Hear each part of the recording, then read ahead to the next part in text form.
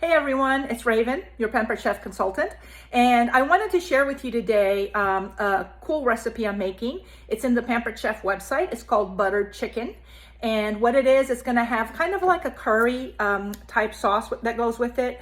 I've made it before. It's delicious. So I'm going to take you guys step by step in how to do it. So this is my first time putting a bunch of steps of videos together to create one big video, and you guys are going to be my guinea pigs. Anyway, I will get started then.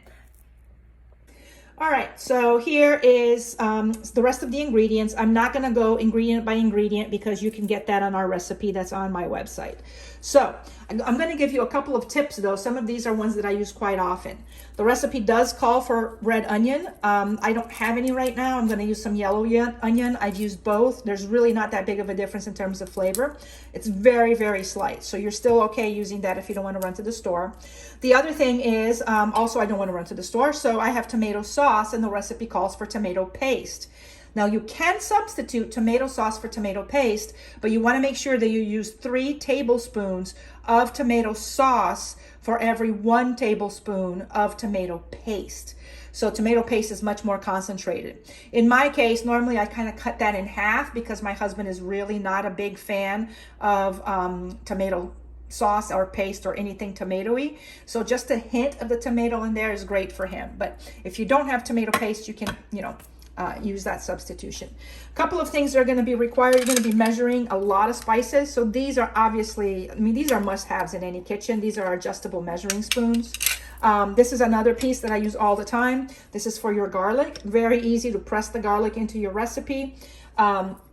With this, and then I hate peeling garlic with a passion, and so this is a handy dandy little tool that you would just take it, you would put the garlic in it, and then you would just run it like this with the garlic inside. I can't do it right now because I only have one hand. You would run it like this with the garlic inside, and then the peeled garlic's going to pop right out, and you're going to have the peels back in there. This is, whoever invented this is brilliant. Finally, you're going to have to cut the ginger very, very, very, very finely. And so I like to use this. I know this is generally a zester, but this works beautifully for cutting ginger very, very fine. And last but not least, this is my big companion in the kitchen. This is our hand processor. I'm going to use this to chop down my onions because you can control how fine you want them. So I'm going to go ahead and get started, and so come get started with me.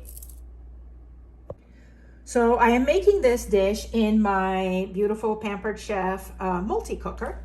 And so, but you can use any kind of slow cooker that you have. Even if you have our rock crock with a slow cooker base, you can use that, or just if you have any other slow cooker, you can use that. So in here, I already have my chicken. Now the recipe, if you look at it, it's gonna call for chicken thighs that are gonna be cut. My husband and I are not big fans of dark meat, so I added in chicken breasts, which work perfectly fine. There's nothing wrong with it. You're going to get a little bit of a different flavor, but for us, that's the point.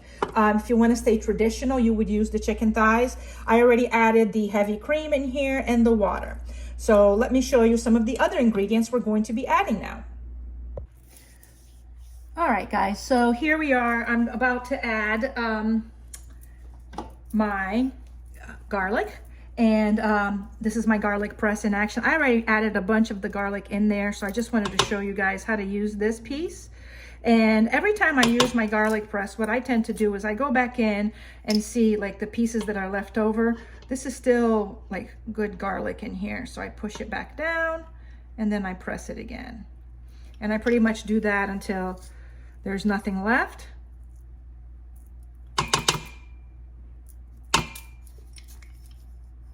And push that all the way down. And there we go. So yeah, just remember there's still a lot of garlic left in there if you want to express it a couple more times. So this is done. And then, as I said before, this was from the zester. Now keep in mind that the zester is very, very sharp. So what I do with this is I always use a little nubby in the back, and I'm extremely careful not to chop part of my finger off. And then when it gets real close down, I just throw that little piece away. I don't bother trying to zest that little piece too, because it can be, you can hurt yourself that way. So don't do that. But this did a fantastic job on my ginger, and there it goes.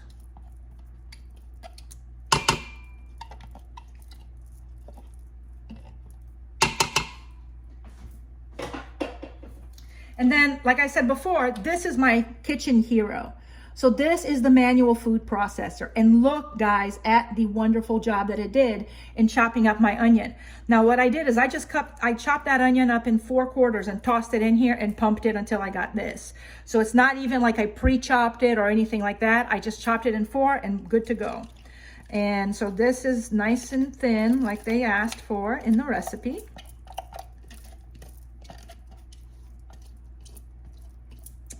All right, and now we are ready to add our spices. All right, let's add our butter, and I'm gonna kind of guesstimate 4 tablespoons are gonna be like right up to here, so I'm gonna cut it into 4 little pats. I just don't like throwing it in as one big block because I think it's gonna melt butter. It's gonna melt butter if you have 4 little pats, so.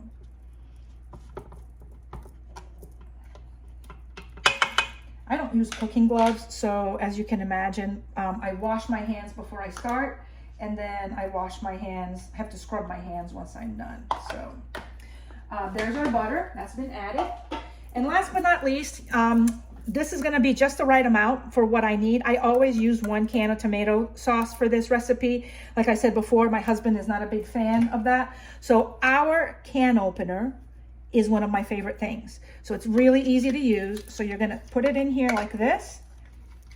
Let's see if I can, I don't have anything to hold it on.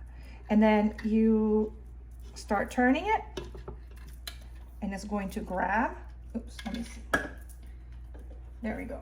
So now you can see it's grabbed the can. And so you're gonna keep turning it all around. And what I like about it is that it is not going to leave you with these sharp edges. So if you have little ones around while you're cooking, there's no danger of somebody getting cut. See, now I know that it's done because it gave a pop. And then once it's done, you just turn it backwards to release. Let me see, I want to release without dropping it into my pot. And this is the best part of all. So you can use this little button right here on the side. And if you notice, it's got little teeth right there. See, every time I press the button. And what this is for, basically, is you put it like this on the lid and voila. You don't even have to touch that. Everything is in there. How cool is that? All right, so I'm gonna toss this.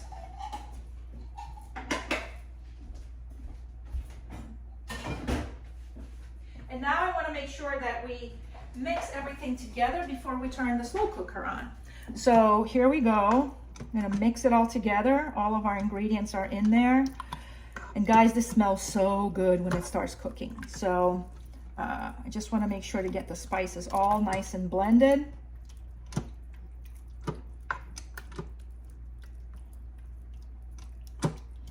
All right. And this is kind of like a little bit of an exotic dish. So if you're trying to have, you know, people over and you want to show off your little cooking skills a little bit, this is a fantastic dish for that, so long as they like something with curry in it. All right, so that looks like it's pretty well mixed for me. So we are going to now close this up. And this is the other thing that I really love about the new multi-cooker. See, it's got, right here, it's got these little things here, and it basically connects to the edge of the pot, so you can leave the lid just like that. You don't have to, like, you know, with the old with the other ones before, you would be able to, you'd have to take the lid and now you got to do something with it. This one, you take the lid and you just prop it right there in that little place, and voila, it's good to go. It is awesome. So now I'm going to switch the view of the camera so that you guys can see how easy it is to get the slow cooker, the quick cooker, started. All right. Okay, guys, and here we are with the new quick cooker. And I'm sorry I spoke and said multi-cooker, quick cooker, because that was our old product. So that was discontinued once the multi-cooker was released. And as you can see, this product is fantastic. So you're gonna have a custom searing, a sear, custom setting, sear, which will also saute things for you. So if you want to slow cook and you gotta saute something first, you don't have to dirty up another pan. It's gonna make eggs for you. You can do your poultry, your beef, seafood. There's even a separate rice setting, whole grains in here. So if you like to cook like ancient grains, things like that. You've got a soup setting, beans, which is awesome for chili, the dessert setting, just a steam setting if you want to steam your vegetables. There's a slow cooker, sous vide, which is a different cooking method that will cook everything very, very slow in just a controlled temperature water, and it is delicious. It's what most high-end restaurants are using right now.